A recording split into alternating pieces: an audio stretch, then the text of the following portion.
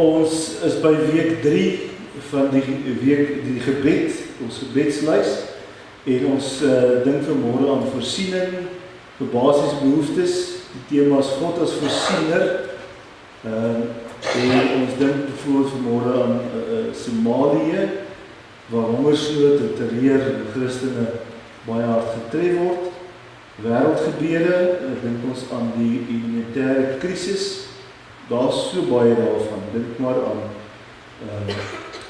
in Somalië, dink aan Nigerië, dink aan Syrië, Iran op die oomblik, die wêreld is vol, as mens maar net so 'n bietjie kyk, wat daar regtig 'n humanitêre krisis is.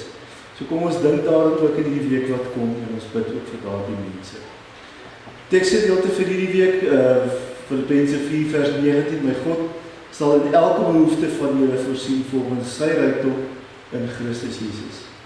Ons gebedsvloggers bid vir God se wonderbaarlike voorsiening van kos, water, skuiling, mediese sorg vir Christene wat alles verloor het in Somalië, op hierdie stadium in Iran, ons dink ook aan Sudan en so 'n klomp ander plekke. Kom ons dink regtig aan mense wat alles verloor deur oorlog.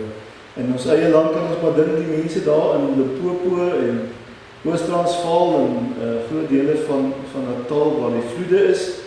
Ons kan dink ook aan die mense daar in die Kaap en George en Mosselbaai en daai hele wêreld waar daar sulke groot brande en erge droogte is. So kom ons bid vir ons land en vir ons mense ook.